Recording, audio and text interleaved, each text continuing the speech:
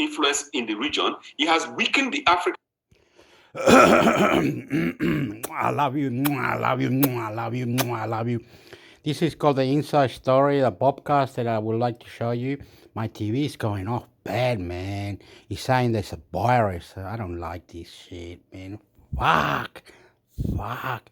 Went to the shops, sexy girls everywhere. Fuck. Fuck. Love. Fuck. Fuck. I must be stupid, eh? I do everything stupid. So stupid. Me stupid. I'm hooked on YouTube. I'm hooked on Facebook. I'm hooked on all these. My day-to-day life is fucked. I need someone to sit there and I want to tell them, write this down, write this down, write this down, write this down. And we're going to do those things. And they're going to go, wow, wow, wow, motherfucker.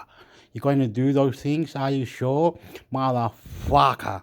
I need someone to sit down and write all these things down. I've got a book that I let other people write stupid things like the police. Why were you the police? Don't you know you have to do training, you have to exercise, less smoking, less drinking, less this, less that. And say, I haven't got a girlfriend. No need no girlfriend, dickhead. I'm a dickhead. Yes, you're a dickhead because you let anyone in your house, you do anything, you're stupid, you're fucking your brains up, cunt. I said, oh, motherfucker, okay. To the lab, to the lab, to the lab, to the lab, to the lab. Here we go. Bobcast number 1. Bobcast, my show. Oh, fuck your mother. Fuck your dad. Fuck it all. See how rude I am? I'm very, very rude. I need someone to sit there, write these things down, and then we can talk about it. If I don't do that, that person will kick my ass anyway. Have been working together with local armed forces, and they're doing a remarkable job on the ground. So we have some mixed reaction there. Jean-Hervé, do you feel that this is reflective of public sentiment on the ground, and why was so little achieved? Yeah, yes, it is definitely reflecting what is going on the ground. There is a strong anti-French government feeling that has developed. It's not new. It has developed in the last few years. It has deteriorated recently as this sentiment has interfered with political turmoil in Niger, but also in Bamako and in Ouagadougou.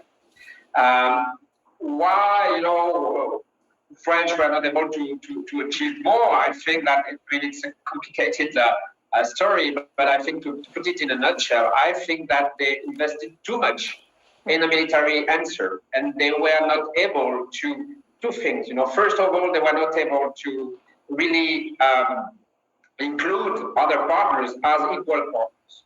And I think that asylum states never, felt themselves as equal partners, defining all the objectives to stabilize the region. And second, I think that France, but also all the other actors involved in trying to stabilize, the whole region, never managed to have a well-balanced strategy. And by well-balanced, I mean that military answers, military operation, counterterrorism always came first and predominated over all other objectives. And what the French failed, but they were not the only one to fail in that regard, that they failed to kind of come with a more political ambition for the region.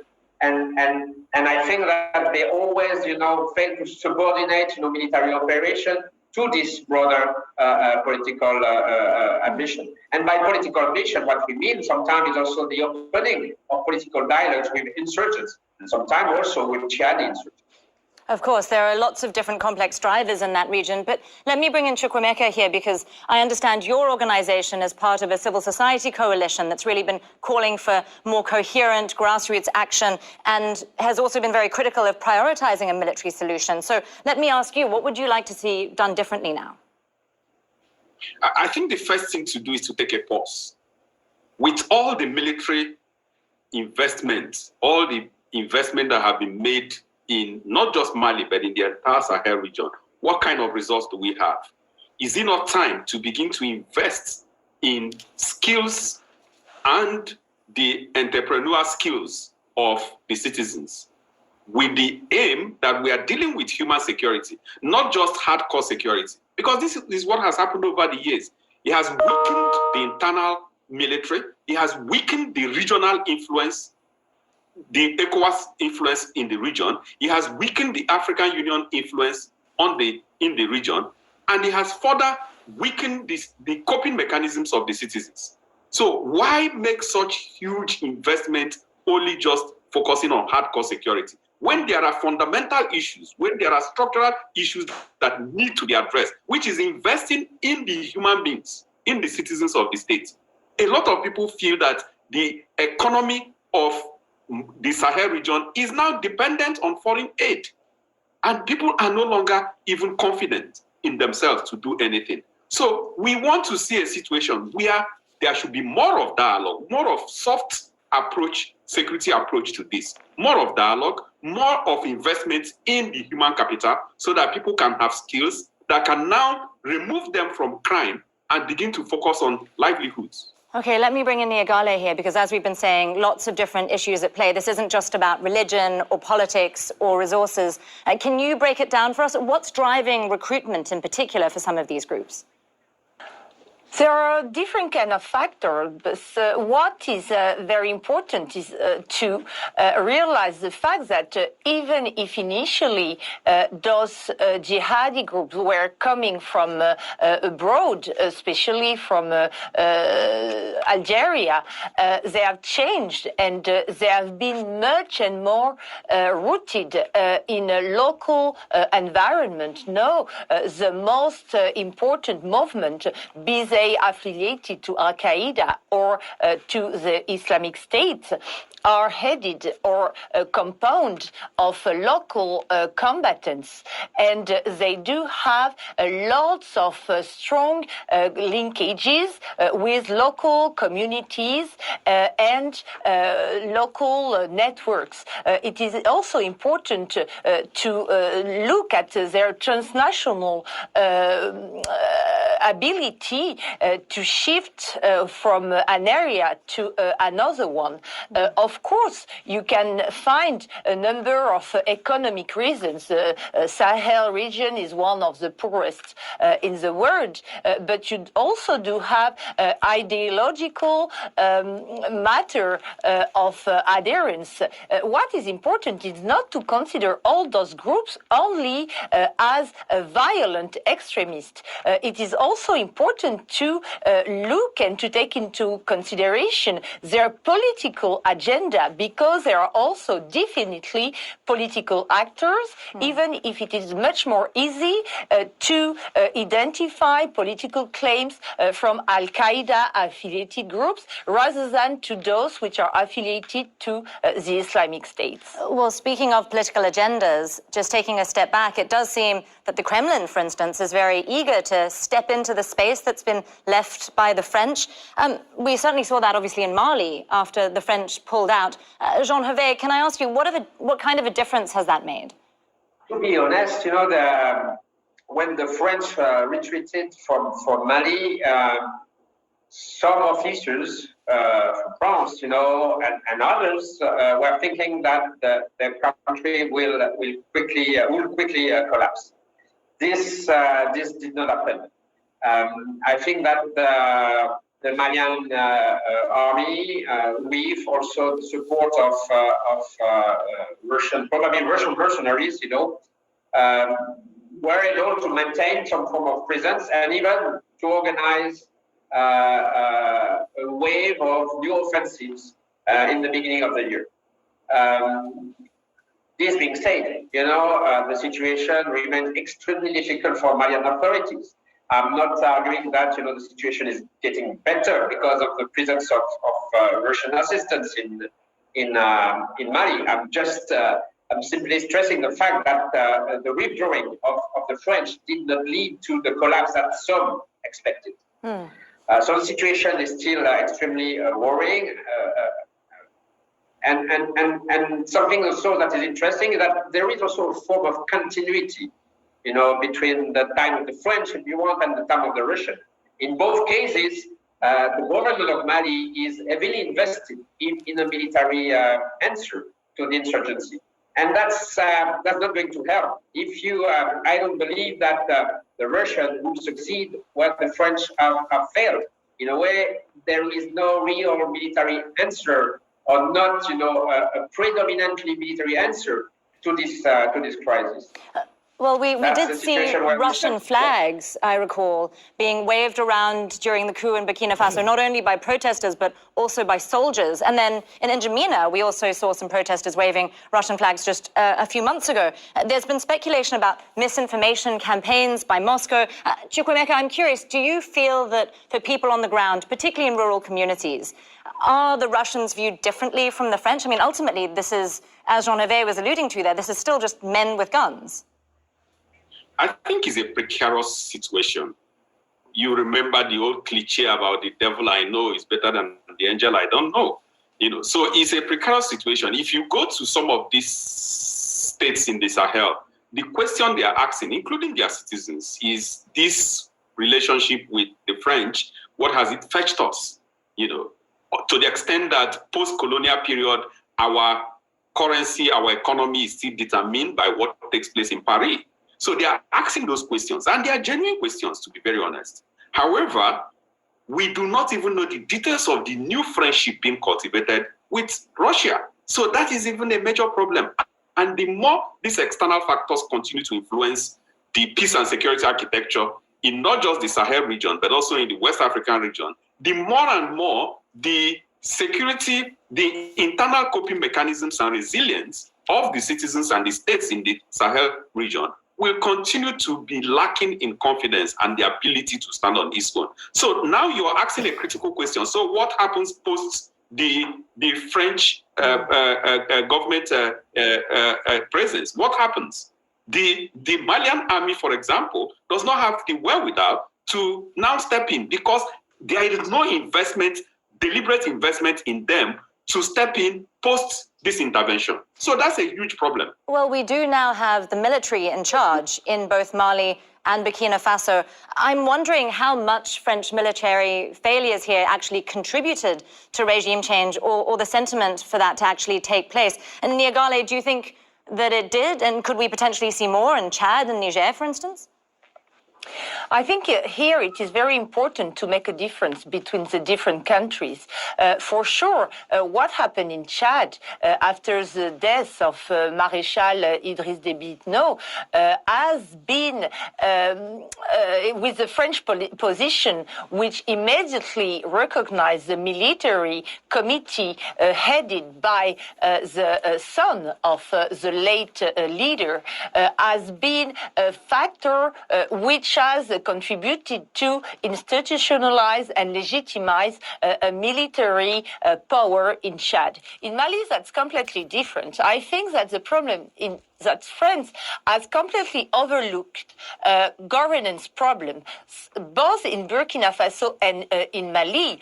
In fact, the focus, my colleagues have stressed on only the military approach to the Malian or Burkinabe crisis has prevented France to look at the big problems in terms of governance and the way. Okay, in Mali and in Chad, in Africa, they don't want to really fix things. They just want the government and the army to fix it, right? So if they have militia, Al Qaeda, or gangs or whatever, they just want the government and the army to fix it. The people don't want to go protesting or do anything stupid, or they don't have the power in those countries. I'm sorry, sad that the militia or the bad people go into the village and rape kids, blow them up and steal their food and the money. It's incredible how they live over there. It's very dangerous. Sometimes it's crazy. Be careful how you travel there, how you be a tourist. Be careful how you go to West Africa, North Africa, South Africa. Okay, I was going to do something else. I was going to go, oopa. Oh, I got the hiccups. Opa. This is Al Jazeera, which was the one. Anyway, and then Well, While some researchers believe that the Spanish flu triggered a so-called cytokine storm, which affects the stronger immune system of young adults, others claim that poor hygiene and the crowdedness of wartime facilities were the key.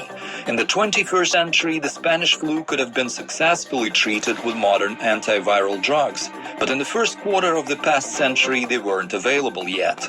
Within 3 years, from 1918 to 1920, the flu had killed between 50 and 100 million people worldwide, making it one of the deadliest epidemics in human history, and surpassing the total death count of World War I, which is believed to have claimed 16 million lives.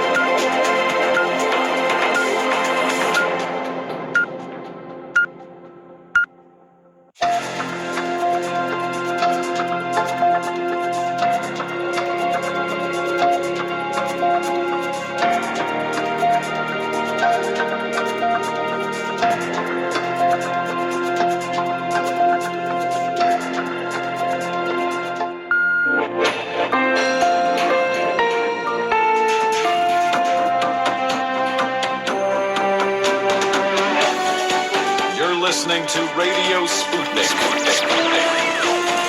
Telling the untold. Feeling kind of blue, but maybe also kind of red, and kind of purple, and kind of alone? You've got a friend on Radio Sputnik. Tune into Political Misfits from 12 to 2 Eastern Time, Monday through Friday, for news, politics, and culture without the two-party bias. Catch us daily on 105.5 in Washington, D.C., or 102.9 or 104.7 in Kansas City. Or find us on Twitter, Facebook, YouTube, Spotify, or wherever you get your news.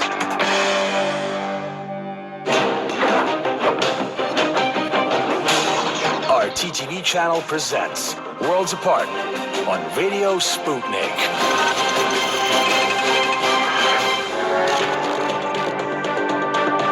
Welcome to Worlds Apart. First, they came for the socialists in Cuba, and the world did not speak out because it did not feel the pain. Then they came for the mullahs in Iran, and the world didn't speak out either because the pain was too easy to ignore. And then they came for their adversaries in Russia, and the world took notice because the pain became all too palpable.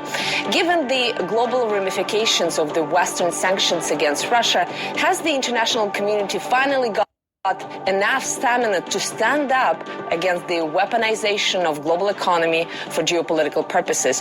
Well, to discuss that, I'm now joined by Radhika Desai, professor at the Department of Political Studies and director of the Geopolitical Economy Research Group at the University of Manitoba in Canada. It's great to talk to you. Thank you very much for your time. Thanks for having me. Now, we are recording this interview at the sidelines of the Valdai Discussion Club, and this year there's a very vivid shortage of Western experts and academics for pretty understandable reasons. Many of them fear certain career consequences due to their participation or association with their Russian colleagues, even though, as far as I know, the participation in this forum does not oblige anyone to agree with the Kremlin's policies. Did you have any second or third thoughts about braving this journey from Canada to Moscow? I do wonder whether, we come here okay, and I do wonder whether when I go back they'll say, what were you doing in Moscow? But beyond that, I don't expect anything. If they ask me, I will say I attended this conference, and there is no ban on attending conferences. I have been to this conference before. Well, there is no formal ban, and yet as we, those of us who follow Canadian politics lately, know that there could be some very informal consequences, pretty serious informal consequences for the academics. Well, I think that informal consequences are precisely in the form that, they withhold funding or whatever. You become unpopular. But I think that we are in a moment in history when I think you have to brave being unpopular, in the sense that what's the point of being popular in a world that may no longer exist? I mean, this is the key. So I feel that I personally felt it was very important to come to Russia at this point in history in order to talk to Russians, in order to understand what they feel. I mean, I certainly see quite a range of opinions here among Russians, among international scholars. And I think that unless we leave lines of dialogue open, we are contributing to the tensions of the world. So I really feel that I'm here as somebody who is pushing against the contribution, because one of the ironies I feel that's in the West, particularly, including in Canada, is that everybody who's saying stand up for Ukraine is actually contributing and has contributed to the destruction of Ukraine, because it now appears increasingly unlikely that Ukraine can go back to the form it had before February 2022. And that's largely because this lobby has essentially advanced the West to the position where it is right now, where they refuse to implement the Minsk Accords, they refuse to listen to Russia's legitimate security concerns, and now look at where we are. So in the name, allegedly, of democracy and human rights, we're actually destroying life itself in Ukraine. I want to discuss the issue of Ukraine in more detail, but before we go there, let's focus on sanctions, because this was the main topic of your speech at the Valdai Discussion Club. And you made a very interesting point that sanctions are essentially a form of colonial politics, and it was sort of intended as a means of warfare without spilling blood. Is it still applied this way? Because I think if we look at the indirect death toll of sanctions being applied against Iraq or Iran, it's pretty easy to see how many lives they've taken. The United States sees it as a way of conducting warfare without spilling blood. But what they mean is without spilling American blood. The fact of the matter is, and they know it very well, sanctions can be as bad, if not worse, than bullets and bombs. In fact, if you go back in the history of sanctions to the late 90s and early 2000s, it was the documentation of the harms inflicted by sanctions against Iraq, against children, innocent children, and of course adults and everybody, reducing the size of the Iraqi economy to a fraction of what it had been before. When these were documented, that was when the Americans had to shift, at least for public relations purposes, to the strategy of so-called smart sanctions. Of course, these sanctions are not smart. They're as dumb as any sanctions, and they are inflicting great harm, but they are at least not putting American lives at stake. Their other lives are completely dispensable, and of course, this, as you say, is a continuation, and I was arguing in my paper earlier, this is a continuation of essentially a colonial policy. But colonial policies were imposed by powerful colonizers against weak colonies. Whether the same can work by when you have an economy and a state as powerful as Russia is completely a different question. And as we have seen, practically every set of sanctions has boomeranged back on the West. And not only on the West. I think I've spoken to many people at this forum, some of them from South Africa, others from Latin America, and they all are saying that even though they have no direct interest or no direct role in this conflict between Russia and the West, they are also being penalized. Absolutely. The third world is being penalized in a variety of different ways, particularly in relation to food supply, in relation to energy prices and all sorts of other essentials. And as you said, they have no direct stake in this. They have not caused this conflict, like the Pakistan floods, with climate change and so on. And I think that the vast majority of the people in the world will see the injustice of this. And quite frankly, it's going to make the United States even less popular than before. One really key marker has been that India, which has historically been at least in the last many decades, been a very pro-US power, is staying out of this. It's not supporting the West. It is not condemning Russia. And I think that's important as a key weather vane. If even India is not doing it, I think it shows that the world is not happy with the United States. Now, many experts, including Western experts, noted that the United States failed to properly assess the effects of those sanctions on third countries, which I think allows the United States a certain benefit of ignorance. As somebody who studied that issue academically, do you believe that's an unfortunate failure of foresight, or is it actually a deliberate decision to simply ignore and to believe that, they can take it? If we decided, they can take it. Well, I think that the issue, the way I argued in my paper, is that the issue of why the United States keeps imposing sanctions, even though it is very clear that they're not effective in having the effect the United States want them to have. Cuba has not become capitalist. Venezuela is still standing. North Korea is still standing. It has these sanctions on the whole, they do not succeed. What they do is kill a lot of people, but they do not have the effect that the United States wants them to have, which is change the behavior or indeed change the regime, but change the behavior of the regime or change the regime. This has not happened in most of the overwhelming majority of cases. They say it is madness if you keep on repeating the same action and expecting a different result. This is what the United States is doing, and I think that after 40 years of neoliberalism, 40 years of and 30 years of unilateral power projection, etc., the United States and many Western countries are in a spiral of irrationality.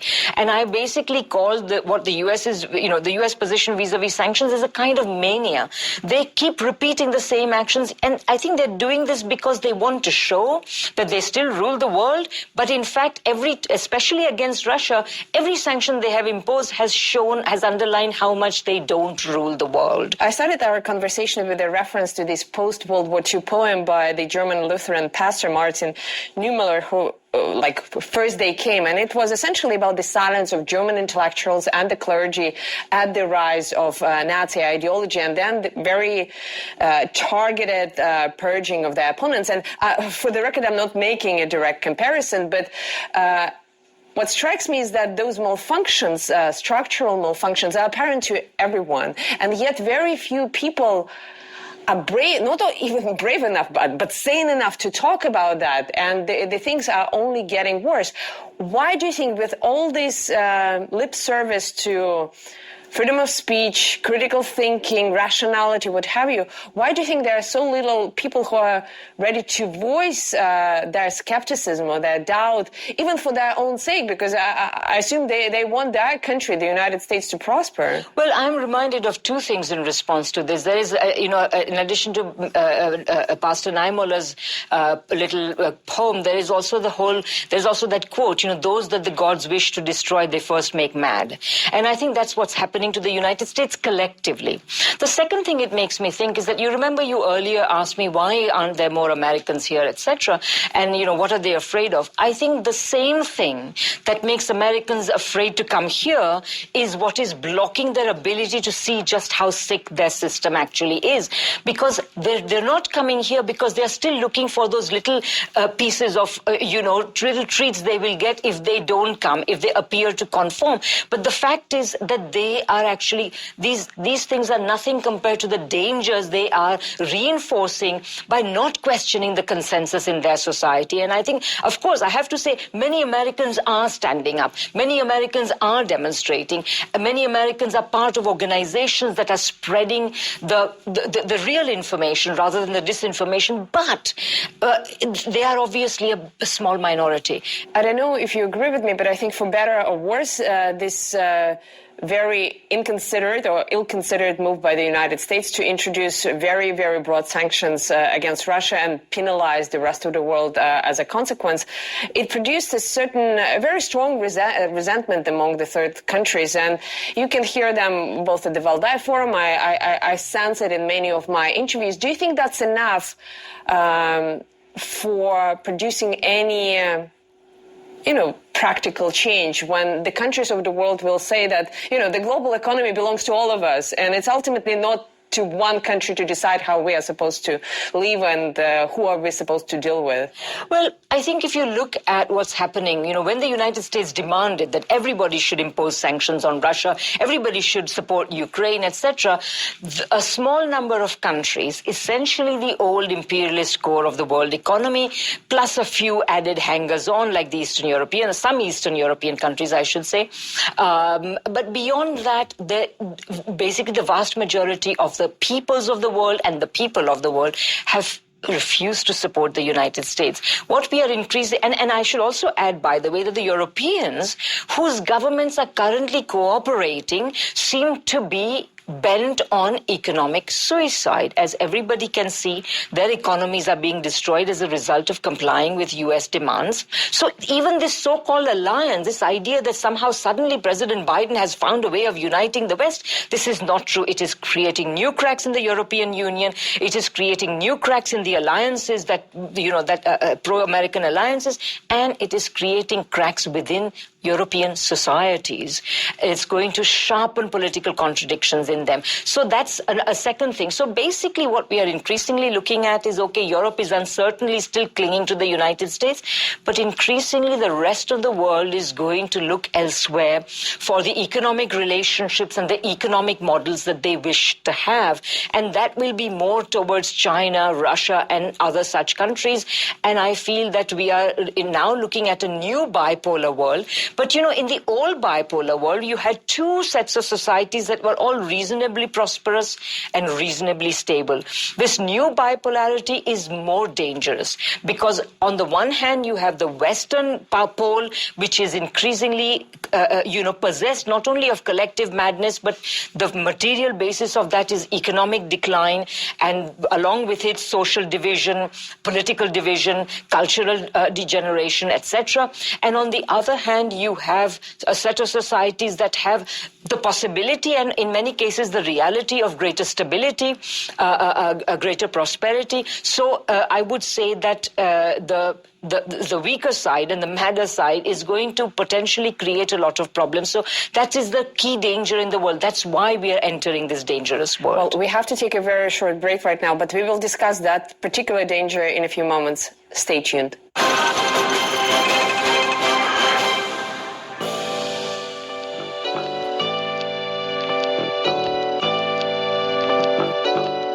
What's the most...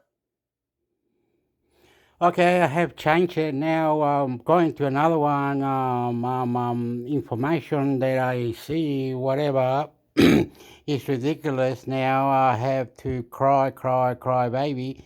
The world's gone cry, baby. They said they've got a bipolar disorder, which is fucking insane. I can't understand. Now going to this other one, MFAME Guru. Yeah, so what do we do? We go here or something, then we go technology, which is that. It doesn't do anything. Yeah, yo, yeah.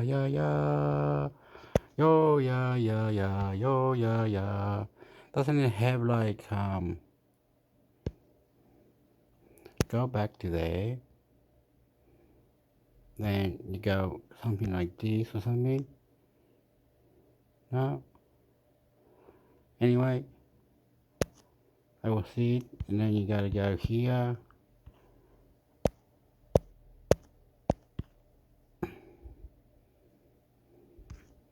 Then you gotta go here. Excuse me, please. I love you. Here we go.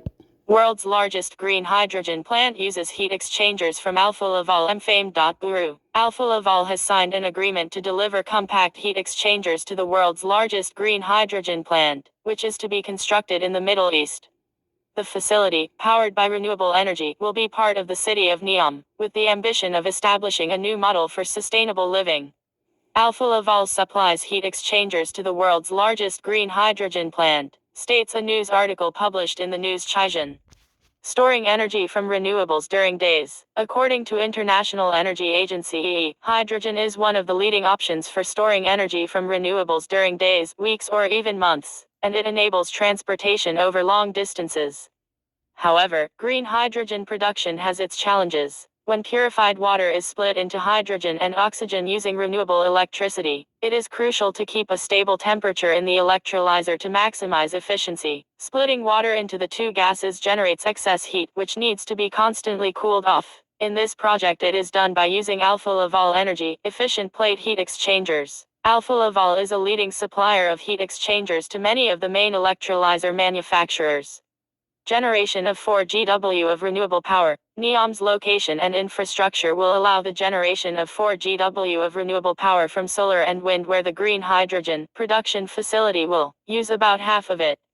It will be the largest green hydrogen plant and the first installation of gigawatt size, producing 650 tons of hydrogen per day. This in turn will be used to produce 1,200,000 tons of green ammonia annually. Our business within hydrogen has developed well over the past years, and we are today supplying efficient heat exchangers to the various steps of the process for production, distribution and use, says Thomas Muller, president of the energy division at Alfa Laval. With our products and expertise, we will continue to be part of accelerating and scaling this area, which is so important in the race to net zero emission. Did you know that the EE expects the total hydrogen demand from industry to expand 44% by 2030, with clean hydrogen becoming increasingly important, and rapid actions are needed in the next 10 years to meet this demand.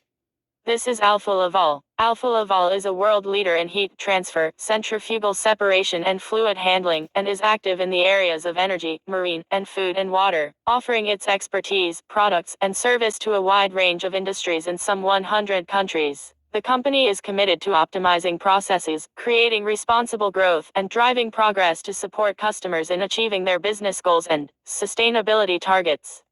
Alfa Laval's innovative technologies are dedicated to purifying, refining, and reusing materials, promoting more responsible use of natural resources.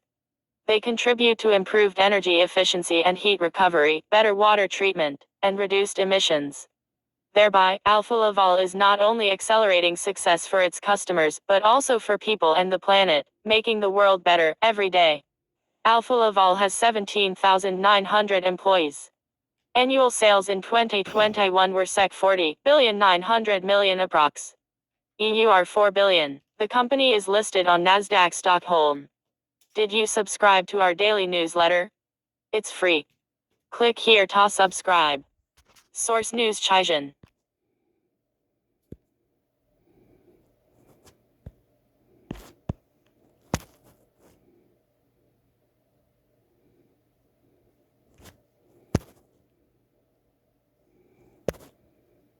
Listen up close and personal with Mariner's Medico Guide. mfame.guru. GARD has released the Mariner's Medico Guide, a digital, tailor-made, medical guide for assessment and treatment of seafarers aboard ship. Mariner's Medico Guide guards Alice Jackson Amundsen and Dr. Lise Skogstad Loftsgaard from the Norwegian Center for Maritime and Diving Medicine have spearheaded the project.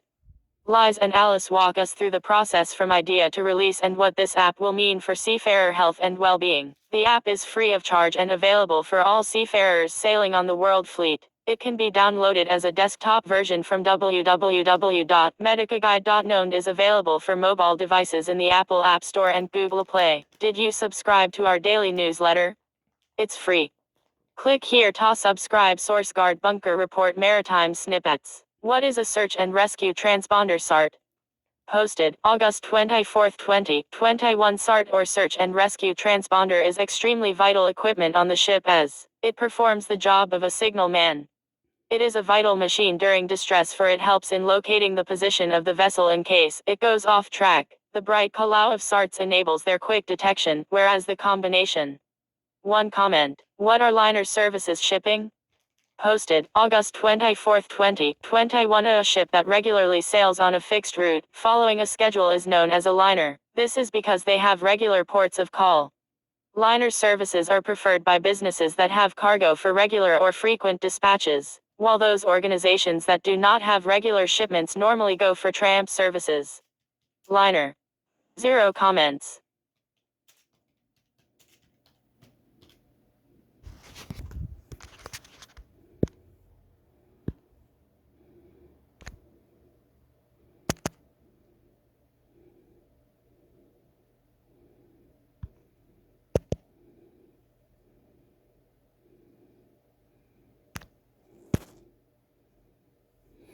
Oh God. This is the next one. Love you, please. I love you. Dark ships emerge from the Nord Stream mysteries shadows mfame.guru. However, a NATO official, who did not have permission to speak publicly, confirmed that NATO had received Spaskno's data and said satellite imagery can prove useful for its investigations.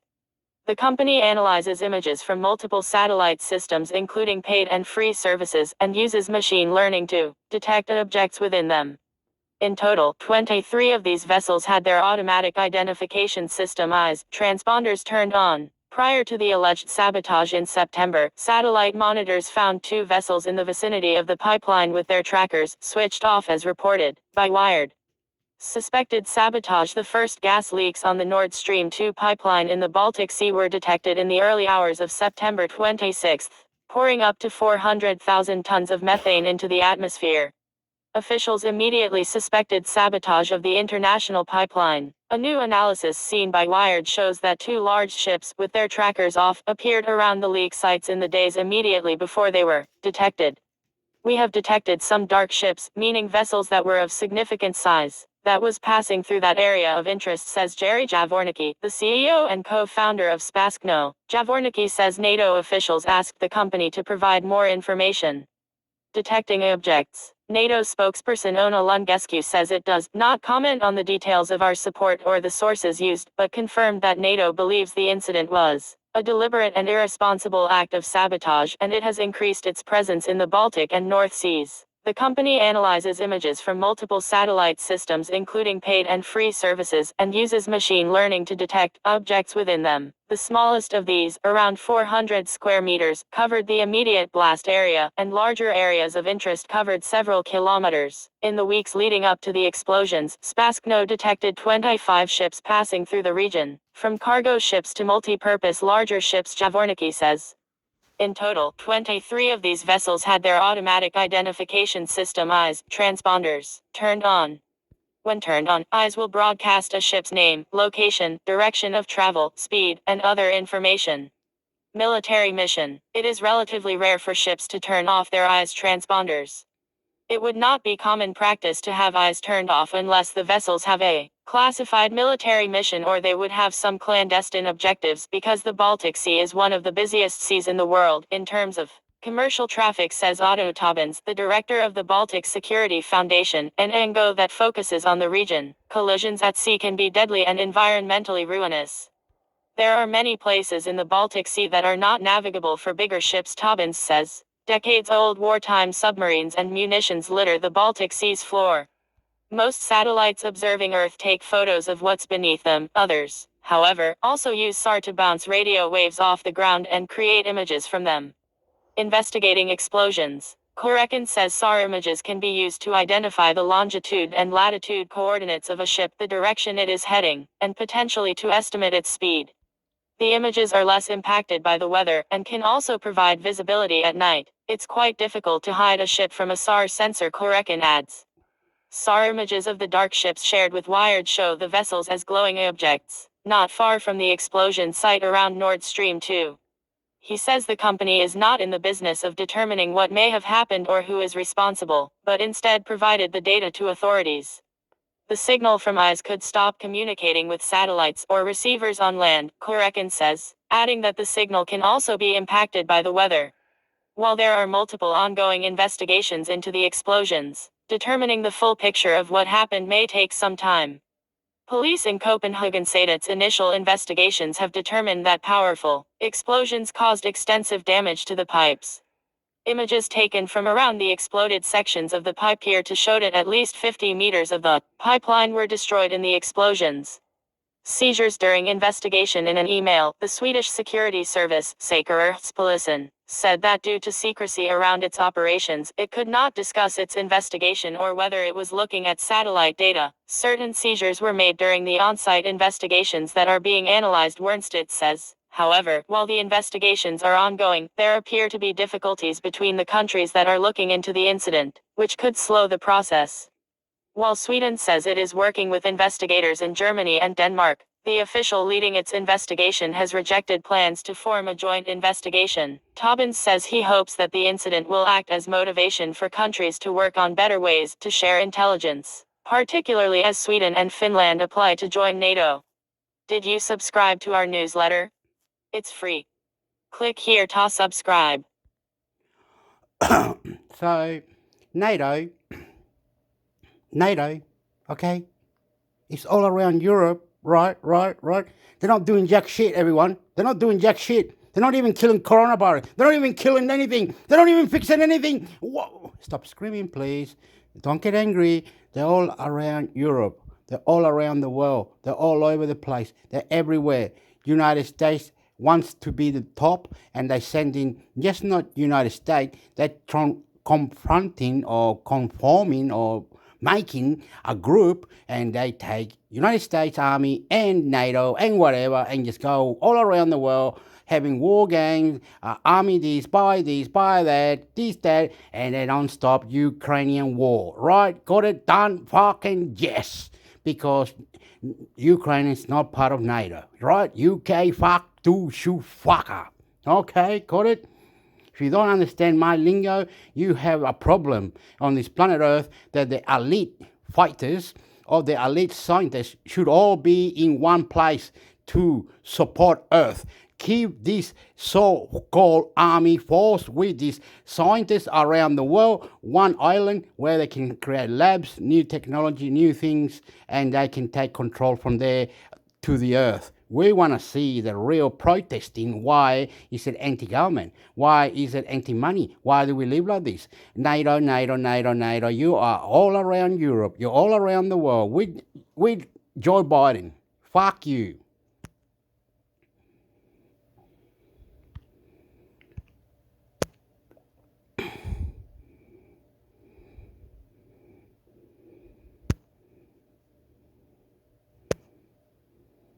Embolden seafarers, the need of the hour. Mfame.guru. Politicians might be one of the most maligned occupations in the country, but seafarers must be a close second when you realize how they are often treated. A lot of people still don't know that an important link lies in those supply chains, shipping, and the workers on board. Over 90% of all goods globally are transported by ship.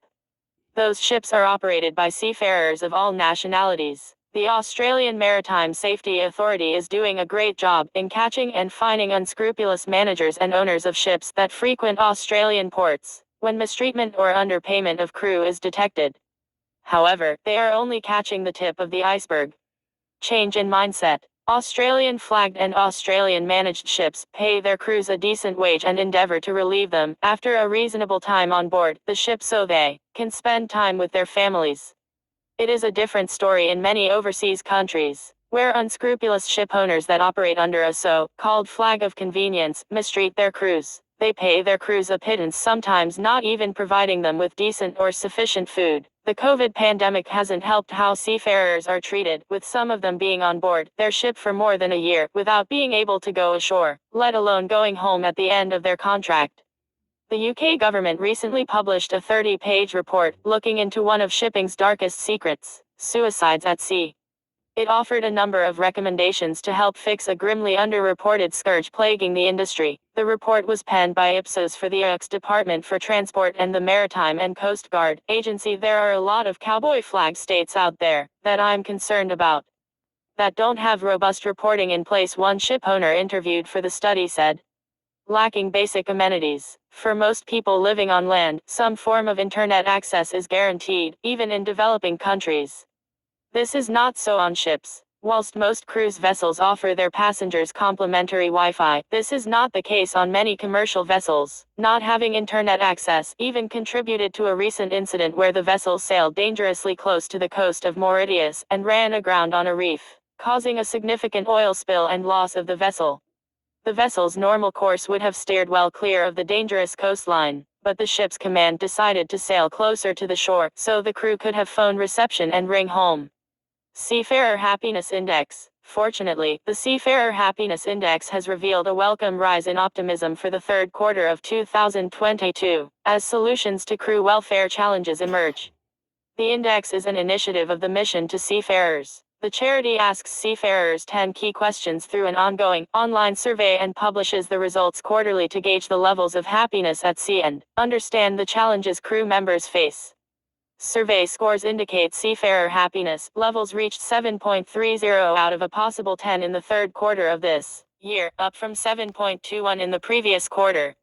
Mission to Seafarers said the latest data follows a sustained increase in crew satisfaction after a record low of 5.85 out of 10 earlier this year. Let's hope that the happiness index continues to rise and that seafarers receive the treatment and wages they deserve, when keeping our supply chains intact against all odds whilst sometimes enduring extreme personal hardships. Did you subscribe to our newsletter? It's free. Click here to subscribe. Source TCN. Okay, they're talking about industry who go out on the water, and they have boats now near Australia somewhere where one is leaking oil to the ocean. A lot of things die. They don't really care. They don't really worry about anything anymore. It's disgusting, everyone. It's really disgusting. They don't really care. All they care is what they do. Okay, we fixed that. You look good or what? So they fix whatever. You know what I mean? But they didn't go to the other side where the war or where the crime or where the things were going, like Venezuela, Chile, Argentina, Nigeria.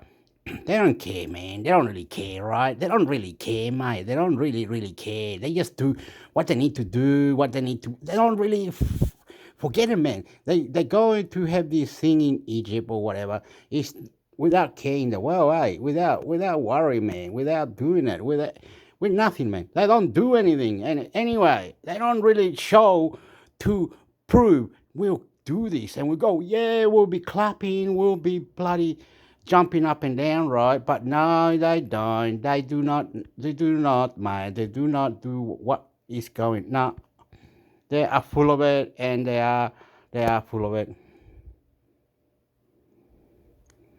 Supposedly there's a bobcast or something, did they say? Or whatever. Let's see.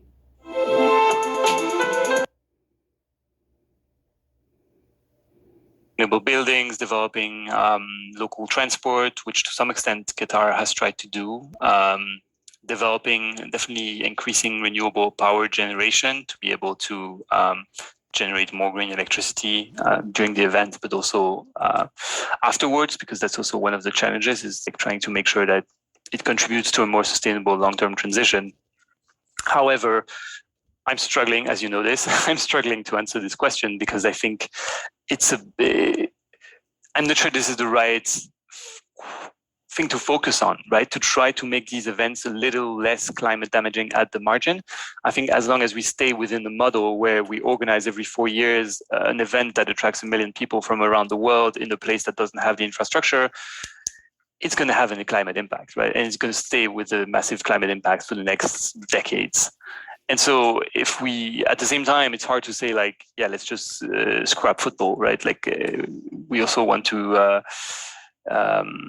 be realistic here. And so I think the balance is in rethinking how the tournament is organized. And I think it's much more of a systemic approach, and I'm probably not the best person to think about this, but definitely FIFA should have a think about it, and probably people outside of FIFA as well. But you could have options, from the most kind of crazy idealist situations where you just identify some international territory where you just have all sporting events, to more practicable things where you say, okay, we're just going to have teams play in the nearest stadium, like the stadium that's in between the two countries, for example. And then you try to, instead of having everything in the same country and having everyone to fly there, you try to see, I'm sure you could, right? Like instead of having consultants who model the impacts of building stadiums, you could have consultants who model where can teams play to minimize the emissions from travel. And then you reduce travel emissions, but then you also don't have any infrastructure emissions because you use existing infrastructure. So to me, and again, it's kind of outside, I'm just speaking as a layperson, I guess, but someone who has been talking a lot about FIFA lately, I feel like maybe that's where you find more solutions, try to think about how you can completely transform the the event. Beyond your report, is there any accountability for them saying these things, if they're not true? I mean, that's a tricky one. Not really, in the sense that they're just making these public announcements. The main thing that could be used to hold them accountable are laws on misleading advertisement, false and misleading advertisement, which exist in many countries around the world, definitely in Europe, UK, US. Whether and how these are applicable is quite difficult. It's broader than just this claim, right? Like, there are a lot of companies now making carbon neutrality and net zero claims, and increasingly there are court cases against this. There's one in the Netherlands, for example. There's a court case against KLM, the Dutch airline, where they said they are going to be carbon neutral, and there's a court case saying this is not, it's just misleading advertisement. So that's one way that companies could be held accountable, but it is very difficult because the legislation is quite old. And it's also very expensive, right? And like, it's basically NGOs doing that. And NGOs don't have the budget or the resources to really take these companies to court on misleading advertisement claims. So in practice, it's not happening so much. This isn't the only net zero claim that you've examined, is it? How did the others hold up to scrutiny? So we did, the two main studies we did on this was one on carbon neutral fossil fuels. So yeah, as you can guess, the result was not so much that they are credible. It was mostly it was focused on LNG shipments, so natural gas. It's quite a trend at the moment. There are a lot of deals for carbon neutral gas shipments, which are problematic in various ways. And then another one was not so much on carbon neutrality, but on net zero, which is, I mean, in a way is very similar or the same thing, and the net zero targets of companies. So we looked at the net zero targets of 25 of the world's largest companies. So like household names like Microsoft and Facebook and Walmart, etc. And basically looking at what's behind their announcements. Like, is there an actual plan to reduce emissions? Do they cover all of their emissions? To what extent do they rely on carbon credits? And from those, we found one that was kind of that had an acceptable level of ambition, let's say, which was Maersk, the shipping company. But yeah, all the other ones were, I mean, one of the main issue, there's definitely the reliance on carbon offsets for sure. But another issue is the fact that the targets often don't really cover all of their emissions. And that's what I was saying also with FIFA, where they just say, okay, we're going to be carbon neutral, or climate neutral, but then they don't cover all of their emissions. It seems to me clearly a good thing if large companies and large organisations, and indeed large sporting events and countries, want to be seen to be green, to be doing things that are benefiting or at least not harming the planet. If nothing else, it indicates that public opinion requires them to do something about it. The idea of playing the World Cup in neutral venues or not in a specific country around the world does seem as though it might be a bit of a challenge for football fans. But if COVID-19 taught us anything, it's surely that escapism in the form of sport is better if it exists in any form, even if it's not the perfect form that we're used to.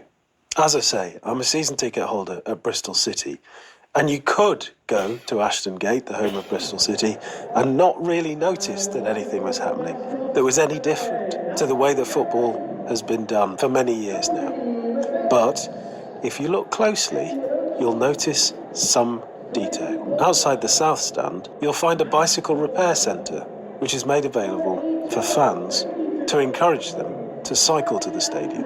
And while the club is keen not to be seen as making grandiose gestures or indeed greenwashing, they did recently announce something called Project Whitebeam. So before one of the matches this month, I thought I'd take the opportunity to find out what it was all about. I'm Peter Smith. I'm project manager at Bristol Sport and Ashton Gate, and one of those projects is project managing Project Whitebeam, which is the cross-group environmental sustainability initiative between Bristol City, Bristol Bears, Bristol Flyers and Ashton Gate. Okay, so that's football, rugby, basketball? Yeah.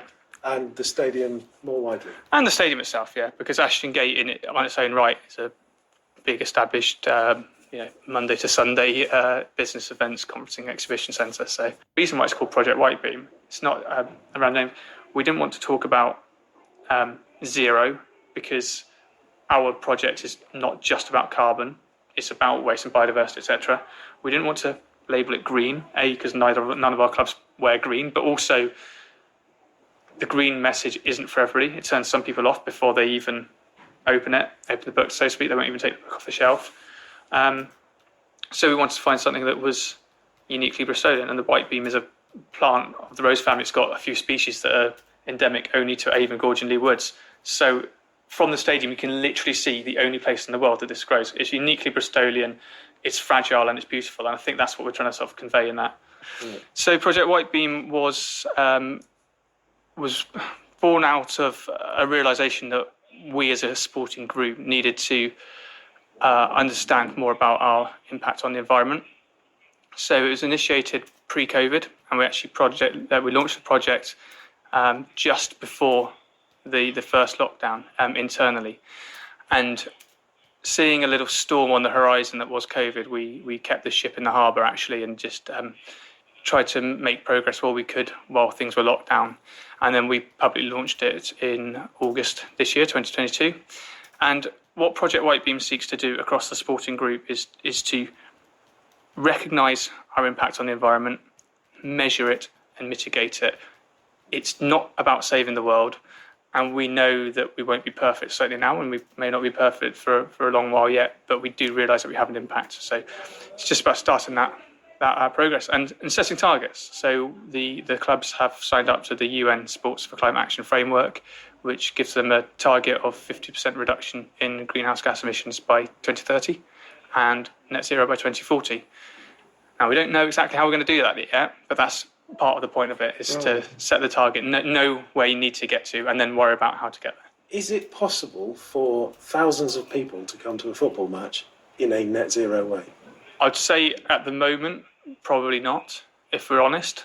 And going back to where we are at the minute, I think the clubs and the stadiums are probably in a similar position to where many of us are in our personal lives, where we have an impact every time we do anything. And I don't want us to get hung up on that on a personal level as well. As soon as I wake up in the morning, I flick a light on.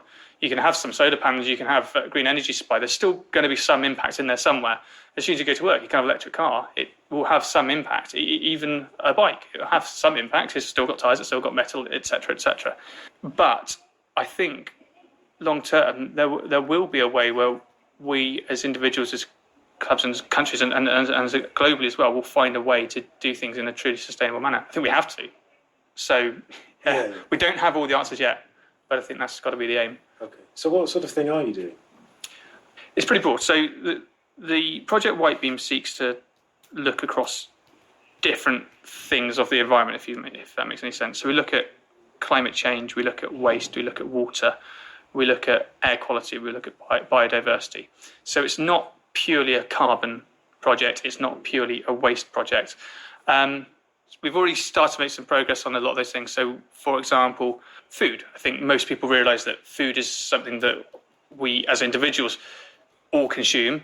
You put 25,000 people in a stadium, that's quite a lot of food and drink. So we know that there's a big impact there. Project White Beam, and what we've achieved on food, for example, is we've looked at food supply. So over 50% of the products sold here today would have come from within less than 12 miles of the stadium. Now, I don't know for sure about every club, but that's pretty unique where you've got that much stuff. I mean, Bristol Beer Factory, who last summer we went into partnership with and supply a lot of our beer and ale products, it's literally 350 metres up the road. We've looked at the choices. We've not burrowed down into the detail of sourcing yet and procurement, but we do know that there should be availability for plant-based foods. And I think we worked out, I was looking at yesterday, I think it's something like 19 vegetarian options, of which I think 17 of those were hot today. So if you're vegetarian, you've got 19 options. I am vegetarian, and I remember going to football grounds over the years, and bluntly, I stopped trying because I'd get to so many grounds and you'd say, especially as an away fan, you'd turn around and say, what have you got that's vegetarian? And it'd be crisps. And I literally remember eating about 5 bags of crisps. I was so hungry. We've also, I think off the top of my head, around 15 of those are vegan options as well. Of our 10 biggest alcoholic drinks, they're all vegan. So there's a choice there. And then we've looked, so that's, I guess, the procurement of it and what we offer on site. And then there's the waste element to it as well. So the biggest thing is that for us, football clubs and stadiums can be big takeaways, if you like, with a lot of waste at the end of the day. You've got a very big peak on a Saturday and not much. So we're keen to make sure we're not throwing surplus pies and pasties in the bin at the end of the day. So we partnered with St Mungo's homeless charity, and any surplus food left today that's safe to be transported off will go less than a mile away to a women's refuge. And beyond that as well, we've had now 2.5 years of partnership with Fair Share Southwest, who operate from a building just around 20 metres that way that's on our site. They've had a warehouse, as I said, for 2.5 years, and they've been able to pass on nearly 5 million meals worth of food to people living with food insecurity. Now, in the early phases of that, some of that was actually DEFRA aid, but most of what they've done for the last couple of years is food that would otherwise be surplus from supermarkets. I don't have the stats at hand, but it's literally hundreds of tons and hundreds, if not thousands, of tons of carbon saved through that. So that has a really, really big impact. It's not just in the local area at home matches that Bristol City Football Club are looking at different ways to avoid waste in food. Matt Parsons is the first team operations manager at Bristol City, and a couple of seasons ago he started a process where food that was taken away with the footballers would not go to waste. When they go away, the team food itself, they have surplus. You're never going to manage it quite exact. So, I mean, massive credit to Matt. He's been doing it for 3 years now, and I think over the course of those 3 years, he thinks it's about almost 1,000 meals worth of food over the course of each season. And they make the effort to go out to a local charity run in the city or near the stadium that we're playing at and get the surplus food to them. And the reason I give Matt and his team a huge amount of credit for that specifically is that there's often in sport a debate about team performance versus environmental, social consciousness and all this stuff. And Matt's found a pathway that it doesn't affect that. He does it on his own back.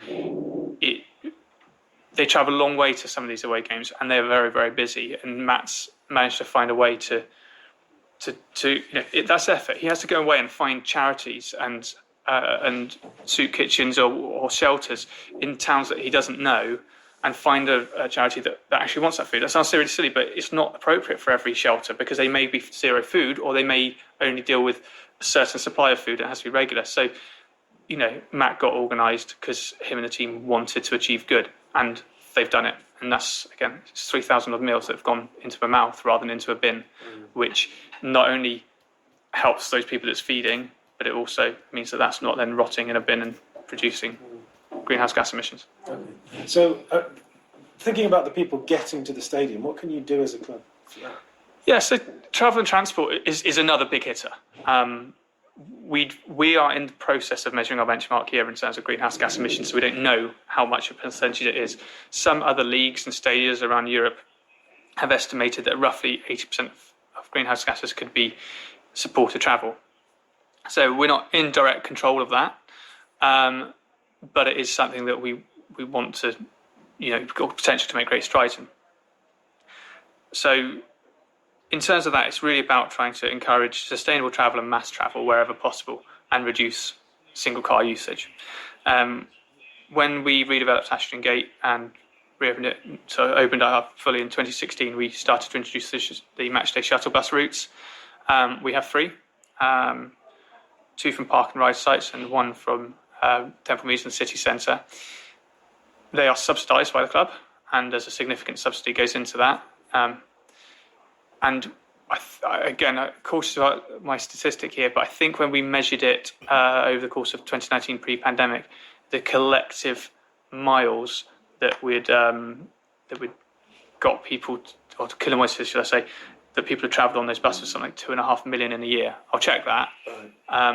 But it's a lot, again, because of the power and potential of a lot of people, you've also got a lot of potential good to be done. So it's, thousands of people every match day using sustainable travel. In terms of cycling, we've got cycle racks, we've got free bike pump to use, and on days like, and today's one of them, we have a bike repair workshop out there. We appreciate that cycling isn't going to be appropriate for everybody due to distance travelled, ability to ride a bike, whatever it may be. But we do want to try and take away barriers to do it and incentivise it. So having Leah out there at the moment, giving cyclists free bike repairs and advice is something to encourage and reward that behaviour. So yeah, we really want to pull on lots of different things there. And again, I want to get away from this one solution for everybody's travel, because we're a broad church with lots of different fans coming from lots of different places and lots of different behaviours. Some will pick up families, some will drop off kids, some will go via pubs or whatever on route. So it's about trying to offer as many different options to get people out of their cars as possible. Do you have a sense of how many people walk? Our last survey was done pre-COVID, so we did a supported travel survey. And we used to do that annually. We paused last year just because we'll run it this summer instead, because, or this autumn, should I say, we want to burrow down to a little bit more detail about the carbon of that journey, not just the behaviour, but we need a little bit more detail on each person's behaviour. We are lucky compared to a lot of clubs insofar as we might be on a slight western edge, but we are within walking distance of a lot of the city and a lot of the heartland. We're 30 minutes walk from the city centre, 40 minutes from the mainline train station, probably 15 to Parsons Street railway station. So yeah, anecdotally, you go out there now, you wouldn't necessarily know which people are parked up and walked in, but you'll see, you can see the floods coming down. Now, I did out myself as something of a football fan at the start of this podcast, and as well as being a season ticket holder at Ashton Gate for the men's Bristol City team, I'm also a season ticket holder at the Robbins High Performance Centre, the home of the Bristol City women's team. The Robbins High Performance Centre is also the training facilities for both the men's and women's teams. And over the road from that is the Bears High Performance Centre, the training ground for Bristol Sports rugby team. Both training facilities and Ashton Gate are, to some extent, new facilities. We're lucky in that sense, again, compared to most clubs, because we've had investment in all our facilities. So Ashton Gate Stadium had the redevelopment between 2014 and 2016. Bristol City High Performance Centre and the Bears High Performance Centre are all new facilities. So Ashton Gate, as an example, has 750 square metres worth of solar panels on the Lansdowne Stand roof. We have energy-saving light bulbs. So if we sit in here long enough, and last time I was doing a podcast in here, the lights turned out on us, for example. If you go in the bathrooms, they are low flow taps. We have a building management system which enables Ross and the team upstairs, and even remotely when they're at home, to realise that if a room's being heated and the people have vacated or they've realised that actually it's been left on, they can remotely control the thing. So those things, some of those mechanics and the engineering behind it, I find it quite dry and boring personally, but actually it makes a massive difference to your energy use. But we're not there yet. There's obviously more we can do.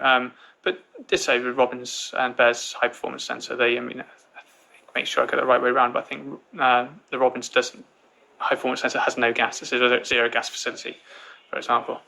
So yeah, we're lucky in that respect. We pull far less energy compared to a lot of similar venues. Where do you think the biggest wins might be? Probably three: energy, travel, and supporter behaviour. Energy, I think we've touched on there. We've got a fairly low bar, so that's relatively hard for us to keep going behind it. But there is more you can do, and technologies will change and develop. So we've got to keep pushing that. I think food, again, we can continue to get better at that. I'm pretty sure you mentioned waste. We definitely have some progress to make on waste, although Ashton Gate is a zero to landfill facility. There's more we can do with rationalising the journey between what comes in terms of what we procure in terms of sort of packaging or what have you, and make sure that the journey to where it goes afterwards is lined up. We're making progress on that, but we're not there yet. And I mentioned fan behaviour, and this is something we did over the last couple of years with a Bristol-based enterprise called Pledgeable, is to enhance the power of the sporting group to encourage fan behaviour beyond the footprint of Ashton Gate. I'm slightly cautious here because we can't. It would be remiss of us to say, well, supporters, you go behave better elsewhere, and we'll just keep doing what we've always done here. So the onus is on us to look after our own things. But it'd also be wrong to ignore the fact that sport has a massive reach, and it also has a massive reach to some hard to reach sectors of society who don't necessarily engage with the climate change message, and they won't necessarily listen to podcasts that talk about green stuff. They won't necessarily read newspapers who champion this stuff. Them and their social groups may not particularly think or care about this stuff, but we can communicate with them. And I think the Bristol Pledgeable, for anybody that's not come across it, it's just a bit of fun really online, where we go out to the supporters and ask them to make environmental pledges pinned to a game. They select what they're going to change that week or that month, that year, and it will calculate the carbon saved, and it'll actually then calculate it by supporter base, and it just gives a little league table. And last year, Bristol City won the inaugural Pledgeable League. Bristol City fans made more pledges to save more carbon than any other club by a long way. Bristol City women fan ditto, way better than any other women's club, and Bristol Bears are the only professional club to have engaged on a rugby sense. So to be the first professional club to partner with Pledgeable was great. To win the inaugural Pledgeable League was great, but the real thing is that those pledges, I think the sum total is about 638,000 kilograms of carbon saved, and that goes to show the potential of us being able to communicate and speak with such a wide fan base. And we don't want to do that in a preachy way. We've got to make sure it's fun and engaging. Extinction Rebellion is a global environmental movement whose stated aim is using non-violent civil disobedience to compel governments into action to try and to avoid tipping points in the climate system in terms of biodiversity loss and the risk of social and ecological collapse. It also has a cricket club. My name's Zena Cooper. I'm one of the Bristol Dodos Cricket Club. Our original name was the Extinction Rebellion Cricket Club, which formed in 2019. Why the change of name? The club were keen to give a little bit of distance between the cricket club and the rebellion, because when we did the series of talks, I think at that stage a lot of the general public have kind of soured in their taste for rebellion. It all started happy, jolly, everybody thought it was something exciting, and then it just was tarnished by the press, so it became a name that we didn't really need anymore, I suppose. Okay. But it brought us huge amounts of publicity in the first year that we existed. Everybody loves us. People still love us. It's a shame to have to kind of ditch the name. We still exist. We're still all the same. So the Bristol Dodos is going to be what we work under for community stuff, like friendly games and, home ground stuff. And when we take the kit out onto the streets for rebellions, which was our original purpose, then we'll still be the Extinction Rebellion Cricket Club. It'll still always be there. I mean, you can't be upset with a silly, fluffy, plump bird. A dodo is just a totally ridiculous animal. Zena and the Dodos organised a series of talks at cricket clubs. They were going to be delivered back in 2020. So after the rebellion, we got so much amazing press. We got interest from the Wisden. They featured us in the 2019-20 edition. And we had good links with them. And then we also got into the 2021 edition.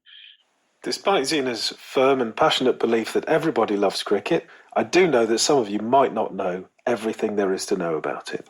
So just a quick aside, the Wisden Cricketer's Almanac is something of the Bible of cricket.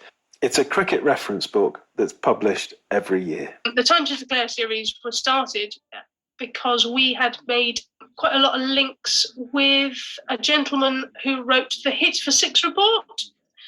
He used to work at Lord's, and he offered to come and give a talk for us for free to kind of link up and collaborate. So Russell Seymour did the Hit for Six report back in 2019. Russell Seymour's Hit for Six report brings together the expertise of climate scientists with the science of sports physiology to study and explore the current and future impacts of our changing climate. Its executive summary begins, "Cricket is already feeling the effects of a planet that's heating up. Scientific studies have shown the fingerprints of climate change on the heat wave that in 2017-2018 impacted youth matches in Australia, Storm Desmond in 2015-16 that washed away Appleby and Eden Cricket Club in Cumbria, and the drought that plagued Cape Town in the 2017-2018 Indian Cricket Tour of South Africa. We found that there were loads of other speakers who wanted to talk about these issues as well. So we collaborated with Andrew Sims from the Rapid Transition Alliance. He had done a report called the Sweat Not Oil Report, which basically started to uncover how advertising in sport is part of greenwashing. They call it greenwash now, the greenwashing campaigns for, large-scale polluters or for companies that don't necessarily have the best reputations environmentally.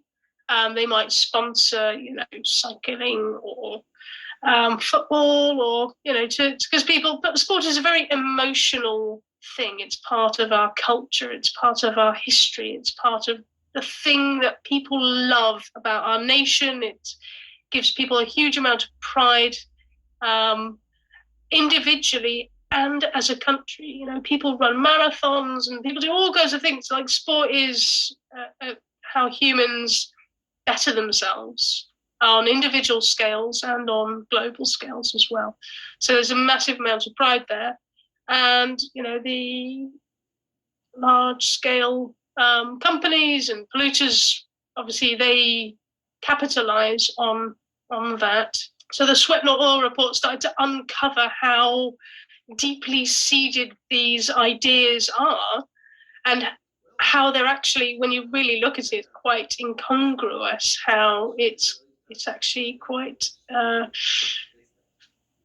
devastating for sport. So you've got polluters, they actually, cause not pollution just across the globe, is in specific areas. So people can't breathe. There was a case in India where Sri Lanka versus India, the pollution was so bad that the Sri Lankans were wearing masks on the pitch. They didn't want to play, and the game, I think, got cancelled, if I'm not mistaken. So yeah, these things are really, really having a massive effect, and people are starting to join the dots now. People are starting to see how these issues are connected. Is climate change affecting sport? But what about sport affecting climate change?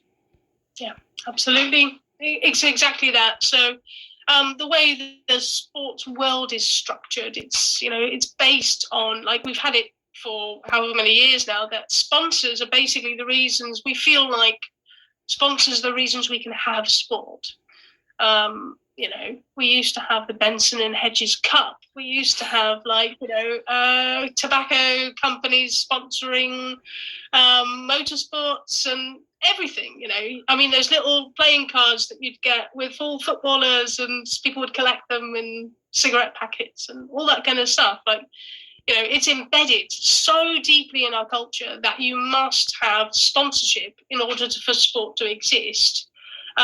Well, in essence, that's only one way of funding sport, really, in essence. And sport can choose to take money from other organizations that actually, or it can also, use its influence to say, actually, we expect better. But actually, everybody has to put their hands up, in essence, that sport is a global machine. It's part of a global, culture. And we want to see